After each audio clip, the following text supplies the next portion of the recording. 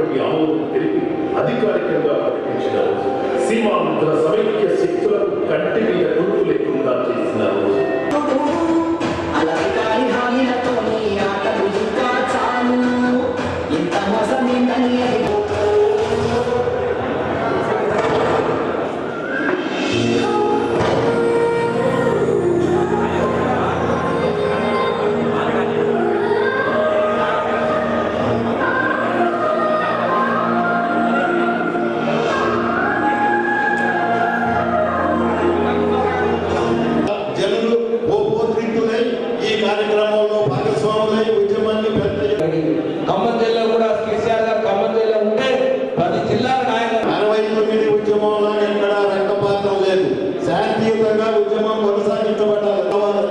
ఢిల్లీ సర్కారే స్వయంగా ఈ తెలంగాణ రాష్ట్ర ఏర్పాటుకు మీ అందరికీ తెలుసు అని సందర్భంగా మీకు నేను మనవి చేస్తా ఉన్నా.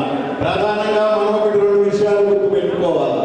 సగతో చాలా మంది యువకులు ఉద్యమంలోకి వచ్చారు.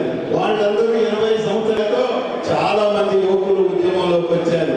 వాళ్ళందరూ 20 సంవత్సరాలు దాశరథి గారు ఇక్కడే ఉన్నారని సందర్భంగా మీకు అందుకే కార్యక్రమం మేము తెలంగాణ దేశవ్యాప్తి ప్రత్యేక తెలంగాణని సాధించుకున్నామని చెప్పి సాకారమైంది. దీనందరికీ ఒకే ఒక్కడు దయచేసి సోదరం కేసీఆర్ గారి నాయకత్వం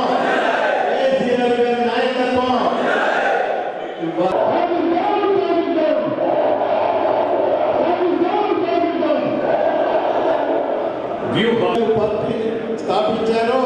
ఆనాటి నుండి కరీంనగర్తో పాటుగా వరంగల్ జిల్లా ప్రధానమైనటువంటి పాత్ర ఉద్యమంలో పోషించింది అంటే అతిశయోక్తి కాదు అని నేను భావిస్తా ఉన్నాను. ఇప్పుడే మనం డాక్యుమెంటరీని చాలా సవివరంగా చూసాం. ఎట్లా ఈ ఉద్యమం మొదలైంది, ఈ రోజుకున్నటువంటి ప్రత్యేకత ఏమిటి అనేటటువంటిది మీరు ఇప్పుడే ప్రదర్శించబడినటువంటి డాక్యుమెంట్లో చాలా వివరంగా చూశారు. ఆనాడు మీకు తెలుసు 2009 సంవత్సరం నవంబర్ 29న అప్పటి వరకు ఉద్యమం సాగుతానే ఉన్నది.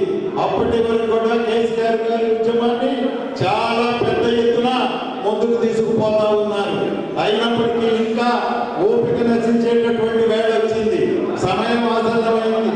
ఏదో ఒక నిర్ణయం తెలంగాణ ఏర్పాటులో ప్రభుత్వం చేత చేయించబడాలి, ఒత్తిడి చేయాలి, అట్లాగే నిర్ణయాన్ని రాబట్టాలి అనేటటువంటి దృఢ సంకల్పంతో ఇదే రోజున 2009లో కేసీఆర్ గారి చచ్చుడో తెలంగాణ వచ్చుడో అనేటటువంటి ఒక ప్రత్యేక నినాదంతో ఆ రోజు ఈ కార్యక్రమాన్ని తీసుకున్నటువంటి సంగతి మీకు తెలుసు. కానీ ఏమైంది, నవంబర్ 9న ఉద్యమం ప్రారంభమైతే డిసెంబర్ 9వ తారీఖున మీకు తెలిసి ఇప్పుడు డాక్యుమెంట్లో చూశారు మీరంతా. చిదంబరం గారు రాష్ట్ర ఏర్పాటుకు కార్యక్రమం ప్రారంభించబడతా ఉన్నది. తెలంగాణ ప్రత్యేక రాష్ట్రంగా ఏర్పాటుకు ప్రభుత్వం నిర్ణయం తీసుకుంది అని చిదంబరం గారంటే సాక్షాత్తు ఆ రోజు ఉన్నటువంటి యూపీఏ ప్రభుత్వంలో ఆయన హోంమంత్రి, ఆయన ప్రకటన చేసినటువంటి సంగతి మనందరికీ తెలుసు. కానీ తర్వాత ఏం జరిగింది, పరిణామాలు ఏమయ్యాయి ఒక్కసారి మనం అక్కడ చూసిన ఒక్కసారి ఆలోచించుకుందాం. కానీ మళ్ళా వెంటనే ఆంధ్ర ప్రాంత రాజకీయ నాయకులు చేసినటువంటి వ్యతిరేక కుట్ర రాజకీయాల ఫలితంగా రాజీనామాలు చేయడం ద్వారా, ఒత్తిడిని పెంచడం ద్వారా, ఆంధ్రాలో ప్రత్యేకమైనటువంటి పరిస్థితిని సృష్టించడం ద్వారా మళ్ళా శ్రీకృష్ణ కమిటీ ఏర్పాటుకు ప్రభుత్వం ముందుకు వచ్చినటువంటి సంగతి మీ అందరికీ తెలియదు కాదు. కానీ ఆనాడు ఏం జరిగింది, జనం హృదయాలలో ఉంది. జనుల వాంఛ నా తెలంగాణ నాకు కావాలి. 1956 సంవత్సరంలో ఎట్లయితే ఈ తెలంగాణ ఆ రోజు ఏర్పడిందో దాని అన్యాయంగా ఏర్పడిందని ఆనాడు పండిట్ జవహర్లాల్ నెహ్రూ గారు నాకు ఒక మాట గుర్తొస్తా ఉన్నది. రెడ్డి నాయకులు లాంటి పెద్దవాళ్ళకి తెలిసి ఉండాలా. ఆనాడు పండిట్ జవహర్లాల్ నెహ్రూ గారు 1956 సంవత్సరం తర్వాత నిజామాబాద్లో ఏఐటియుసి మీటింగ్ జరుగుతూ ఉంటే ఏర్పాటైనప్పుడు ఒక మాట చెప్పారు, ఏక్ మాసూమ్ లड़की को एक नटखटी लड़का से शादी किया जा रहा है.